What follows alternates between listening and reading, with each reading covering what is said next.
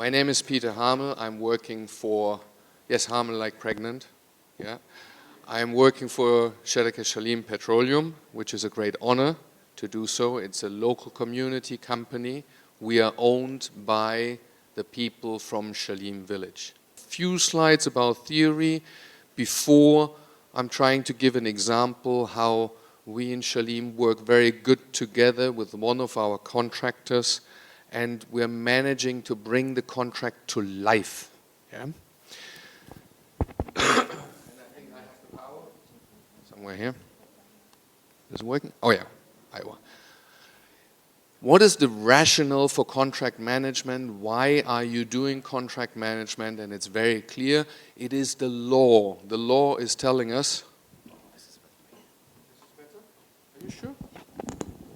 Oh, it looks cool, huh? No, it looks horrible. Huh?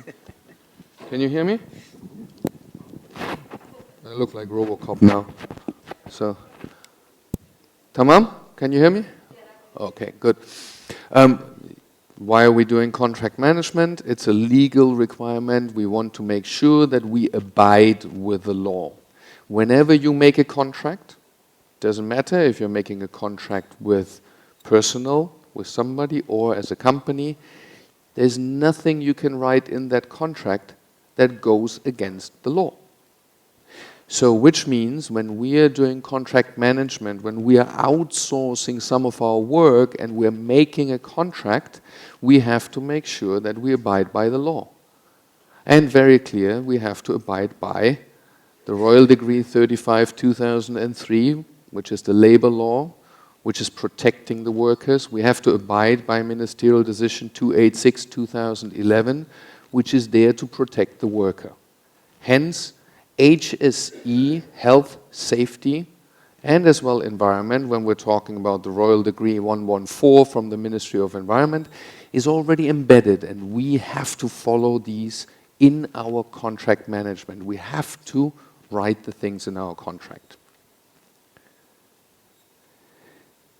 When you're looking out there in the vast internet for research, for documents and contract management, you will find plenty.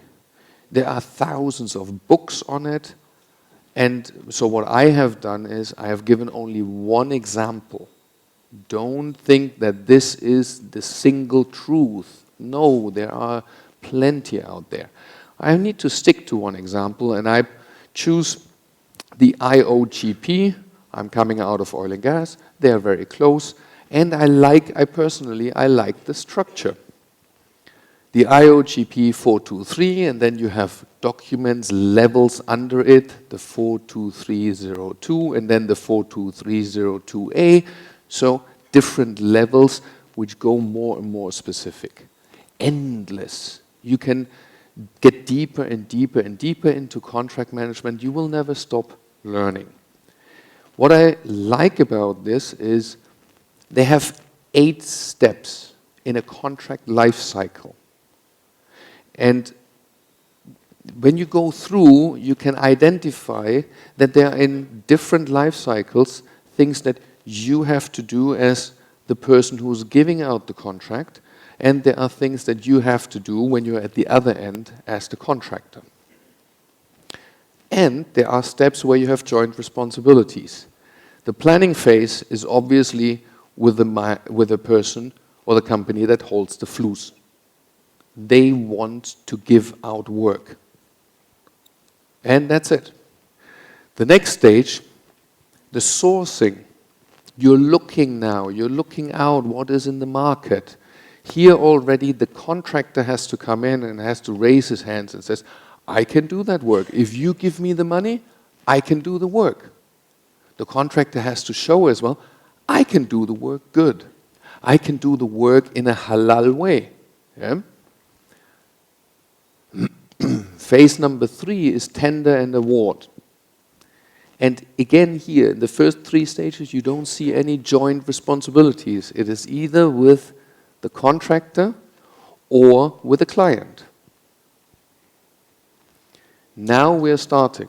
Now we're starting to bring the contract to life. It's the so-called pre-mobilization. before you really start the work. Now there are joint responsibilities. This is the first time that you have to work together with the contractor. This is the first time where a lot of shoulder rubbing and problems will be identified. Then you have the mobilization. You bring all of the things, you start the work, you start it up. And here you have as well the joint responsibilities. Now you look into the detail of HSE. Contract execution, if you have a longer service contract, the joint responsibility here is you have to work in a partnership. You can't do that anymore. I am the client, I am the boss, I'm holding the money, you do what I say. If you want to do it like this, you can do it, you will fail. After the contract is finished, don't just shake hands and walk off. No. Yeah? You have a contract demobilization. You brought in the things, please take your things.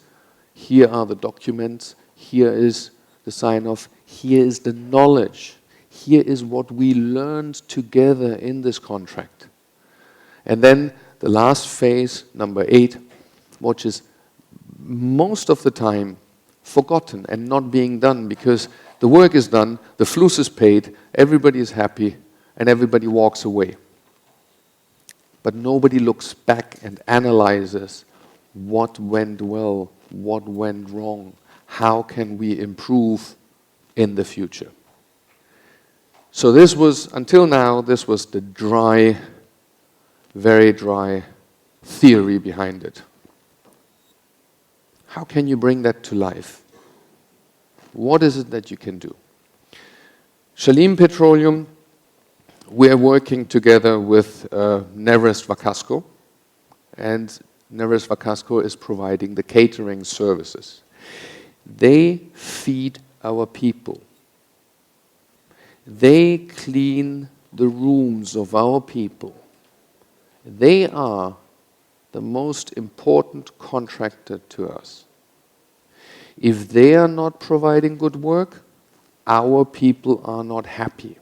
If they are not making good food, our people are not happy. So what we needed, this is a high-risk contract.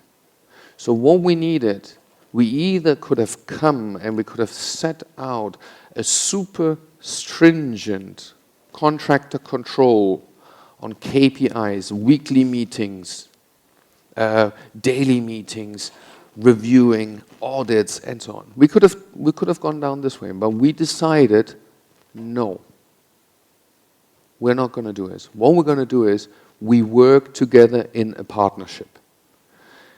And this partnership has now survived on Shalim's side, 2 contract holders, 2 HSE managers. So I'm the second generation in this contract. And from Vakasco's side, 3 general managers. And our relationship is still on the same, on an eye-to-eye level and a working relationship. The first thing that we needed was trust. We needed trust. We needed to trust each other that we can work together. And this trust created value on both sides. For us, we achieved a higher compliance. For Vakasco, was an achievement in their internal processes, a harmonization. We're Shalim Petroleum, at the end we're working for PDO, or we're working for Oxy, or we're working for BP. Meaning, if they can standardize their process for a customer who works at the end to PDO against requirements from PDO or BP, they can save a lot of money internally. Gray areas, normally when you make a contract, you think it through. You think it through as a team, and this is the best way, but you're still figuring out as you roll out the contract, there are gray areas. Is it the client's responsibility, or is it the service provider's responsibility? where exactly does it end? So we managed to get out of this gray areas, and we made decisions. You're going to do this, okay, I'm going to do that. Yeah? We developed together key performance indicators. Not only key performance indicators that are pushed upon us from the law or from the client, we developed together key performance indicators where we said, we would like to see that. Interesting things like, what is the consumption of oil? How oily is the food? What is the salt usage? How many soft drinks are being consumed? When we did our audits, we actually took the audit into the cycle. At that time, it was from the SAVOC. It was a scams audit, meaning if Vakasco is being audited by us, by Shalim, and we're using a template, then all the other PDO contractors that they are working for can take this audit, and we can reduce the number of audits. Otherwise, they would have had to be audited by all of their clients. So we managed to combine this. They had one big audit, and the audit report was shared. Whenever, 5 minutes, whenever you have an expertise in the house, you can share the expertise, and this is what we have done. We shared the expertise. We were helping, my HSE department was helping their HSE department on the development of internal procedures, the function test of the thermometers, journey management, and the development of smart actions. When we had things going wrong, and things will go wrong, yeah? Never judge anybody for things that go wrong. You can judge a person or a company how they deal with the things that went wrong. Yeah?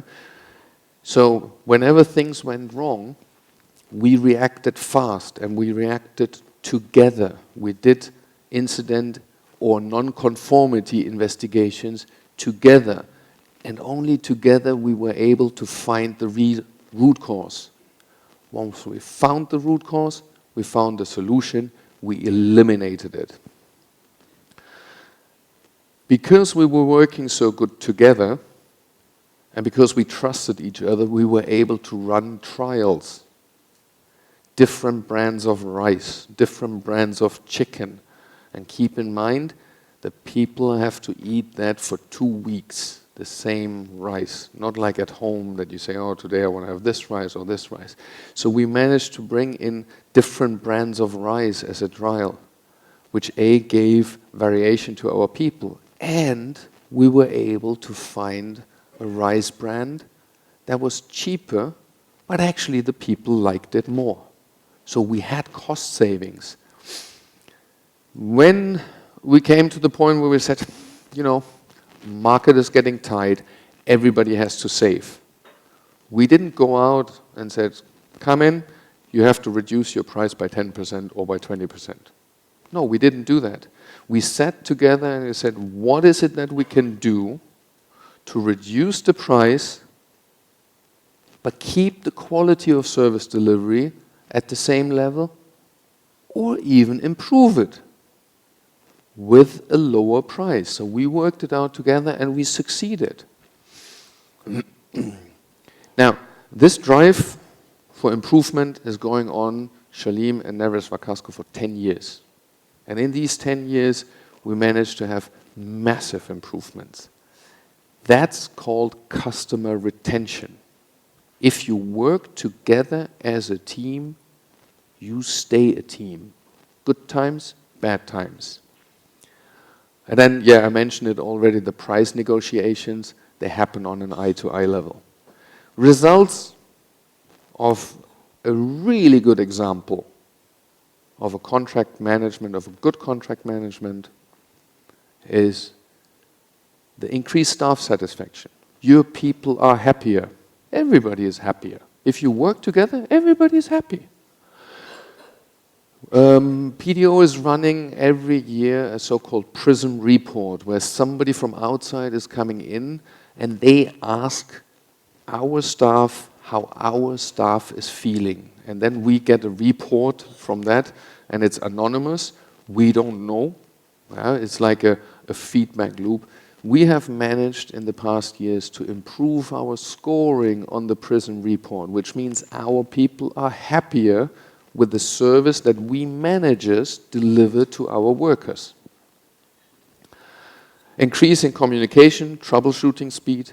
If something goes wrong, there is no more question, who shall I call or whatever. Something goes wrong, within minutes I know it, and with minutes I have a conversation and said, what are we going to do about it? How can we fix it? Increase in payment release. If you have a service provider that is doing good work for you, you don't have a problem in issuing the payment on time. I'll stick to that 1 minute, I can manage.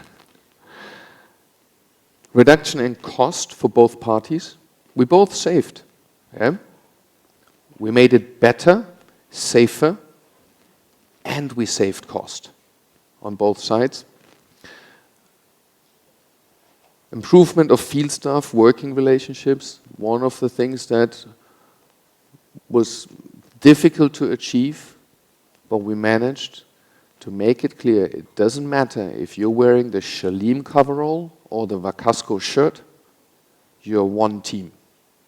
And this is working now really good in the field. Increase in reporting of minor incidents that before were, let's say, a little bit reluctant to report a small cut or something like this, now is being reported within minutes, and I know about it, and then we can help the person, we can do it. Now, Vakasco is a big company. They're having big clients where they're serving, let's say, 5,000 people per day. But we are one of the preferred customers because we are working together with them. If I call the general manager of Vakasco, and I am Shalim Petroleum with 300 employees, and he has other companies with 5,000 people, if I call him, he picks up the phone because he knows my phone call will be something about improvement, working together. Shukran jazilan. I hope I was sticking to the time.